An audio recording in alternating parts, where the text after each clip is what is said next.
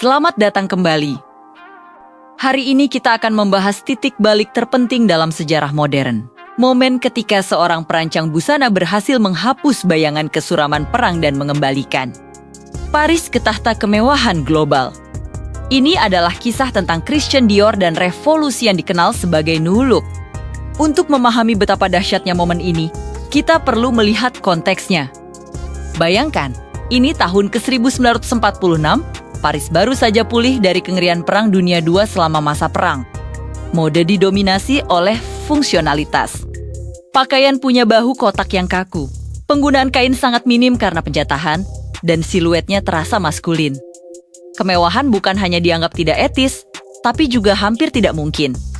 Dunia saat itu merindukan keindahan, kegembiraan, dan yang paling penting, femininitas yang telah lama hilang. Di tengah kekosongan estetika inilah, Christian Dior, seorang pria yang awalnya lebih tertarik pada seni dan mengelola galeri, memutuskan untuk mendirikan rumah mode dengan namanya sendiri pada bulan Desember tahun 1946. Dior bukanlah pendatang baru di dunia mode. Ia sudah berpengalaman bekerja untuk desainer lain. Tapi ini adalah kesempatan pertamanya untuk menyajikan visinya sendiri secara utuh. Lalu, datanglah tanggal yang akan tercatat selamanya dalam sejarah. Mode, 12 Februari tahun 1947, di salon mewahnya di 30 Avenue Montaigne. Dior menampilkan koleksi pertamanya untuk musim semi dan panas. Ruangan itu dipenuhi dengan aroma bunga lili lembah, bunga kesukaan Dior, dan juga rasa penasaran yang tegang. Para editor mode, pembeli, dan sosialita yang hadir bertanya-tanya, apakah Paris benar-benar siap untuk kemewahan lagi? Apakah ini saat yang tepat? Saat para model melangkah keluar satu persatu, keheningan di ruangan itu pecah menjadi desahan keterkejutan. Siluet yang disajikan Dior sangat bertentangan dengan semua yang telah dilihat dunia selama satu dekade terakhir. Ini bukan lagi tentang penghematan, ini tentang perayaan. Koleksi ini, yang disebut Coral atau kelopak bunga, dan Wit atau angka 8 oleh Dior sendiri, langsung mendapat julukan yang lebih abadi dari editor legendaris Harper's Bazaar, Hugh Caramel Snow. Saat ia melihat model-model itu, Snow berseru, "Dear Christian, your new look." Wahai Christian, gaun-gaunmu punya tampilan yang begitu baru. Dan begitulah sejarah tercipta. Nama New Look langsung melekat dan menjadi abadi. Jadi, apa sebenarnya yang membuat New Look begitu radikal dan revolusioner? Singkatnya, ini adalah penolakan total terhadap penghematan masa perang. Dior seolah menggunakan meteran kain tanpa batas untuk menciptakan volume yang dramatis, seolah-olah ingin berteriak, penjatahan sudah berakhir, saatnya merayakan lagi. Karakteristiknya sangat spesifik dan sangat memuji bentuk tubuh wanita. Mari kita bedah satu per satu. Pertama, pinggang sangat ramping atau waist, ini adalah elemen kunci. Pinggang dikekang sangat ketat. Seringkali menggunakan korset internal atau yang disebut piri, untuk menciptakan kontras ekstrem dengan bagian bawah dan atas. Tujuannya adalah untuk mengembalikan bentuk jam pasir yang sangat feminin, sebuah siluet yang telah lama terlupakan. Kedua, rok mekar penuh atau full-collar skirts. Rok-rok ini menjuntai anggun hingga betis.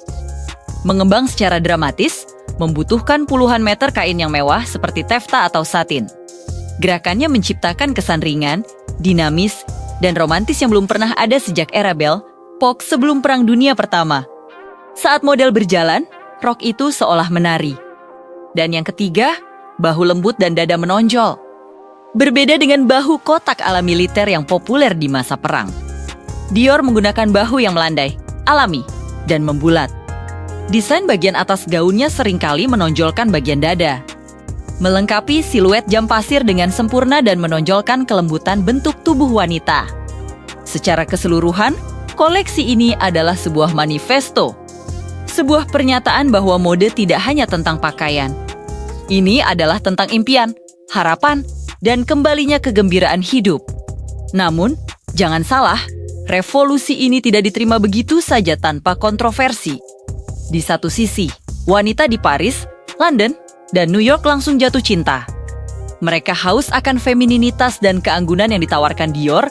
Mereka rela antre untuk mendapatkan gaun-gaun ini. Di sisi lain, para kritikus mengecamnya habis-habisan. Beberapa menuduh Dior tidak patriotik karena menghabiskan begitu banyak kain di saat dunia masih berjuang dengan kekurangan pasokan. Bahkan ada protes di jalanan, di Paris dan Chicago, di mana beberapa wanita mencemooh panjang rok yang dianggap terlalu boros dan tidak praktis.